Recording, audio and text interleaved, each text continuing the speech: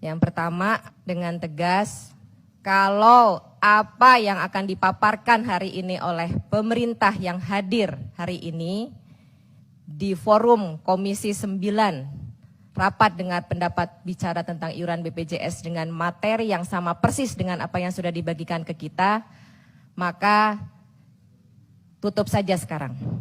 Karena sudah bolak-balik kita tuh menerima bahan presentasi. Kita nggak sedang mau ujian disertasi, kita juga nggak sedang mau kuliah, udah selesai perkuliahan kita, ya, udah lulus. Artinya kita nggak mau lagi ya dibohongin, ditawar-tawarin kayak anak kecil, mau permen yang ini atau permen yang ini atau permen yang ini, gitu. Tapi ternyata nggak ada yang manis gitu, 3 permen itu, kita nggak mau lagi. Jadi semua paparan yang sudah dikirim kami sudah baca. Kecuali punya BPJS Kesehatan baru kami baca hari ini karena baru dikirimkan sampai di meja kami pada saat kami menjelang rapat. Ini juga menjadi pertanyaan. Yang lainnya udah masuk kemarin, kenapa baru masuk pada hari ini? Padahal itu yang akan kita pertanyakan dan akan kita bahas pada rapat hari ini.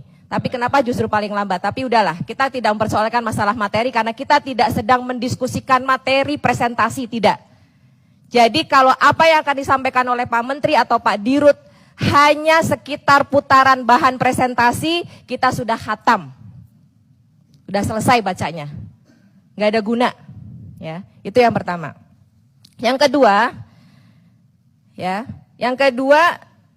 saya hanya ingin mempertanyakan kepada semua yang hadir di sini mewakili pemerintah. Apakah pemerintah masih punya itikat baik untuk membela rakyat kecil? Masih punya nurani enggak? Masih punya hati enggak untuk masyarakat kecil?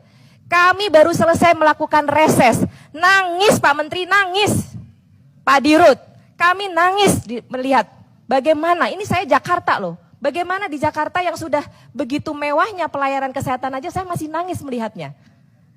Karena masih banyak orang jualan pisang goreng harusnya masuk PBI nggak masuk. Ya, kita tolongin, kita bantuin. Kita advokasi begitu banyak masyarakat.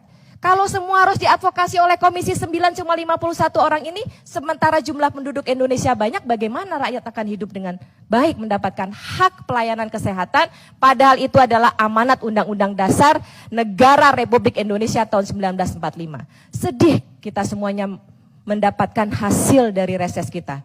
Kalau kemarin air mata kita udah kering hari ini.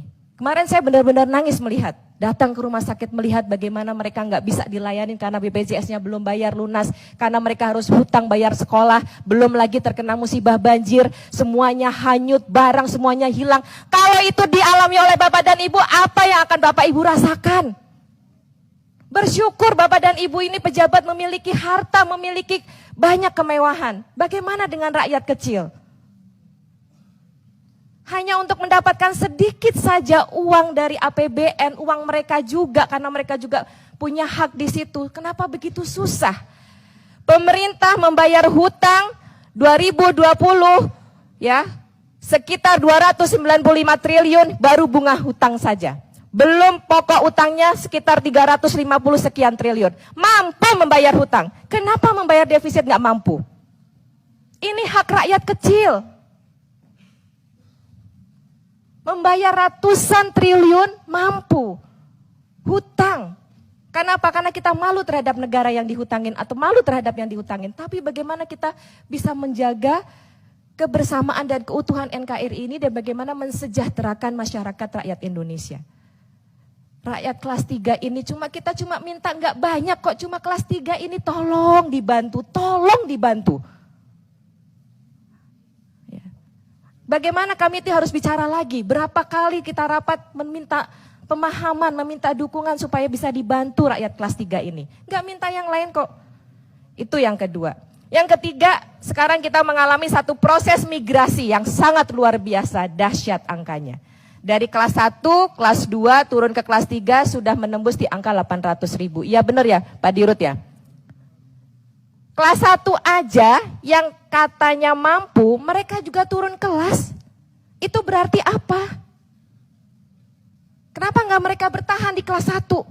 Kalau emang mereka mampu, mereka pindah dan sekarang sudah menembus di atas 800.000 angka migrasi ini. Apakah defisit akan selesai? Nggak akan. Hanya akan menambah benang ruwet dari masalah defisit BPJS ini. Maka kami yang terakhir, pimpinan, melengkapi dari apa yang sudah disampaikan oleh teman-teman sebelumnya, saya juga sama dengan teman-teman sebelumnya. Kalau rapat hari ini tidak ada keputusan apapun juga, tutup saja sekarang.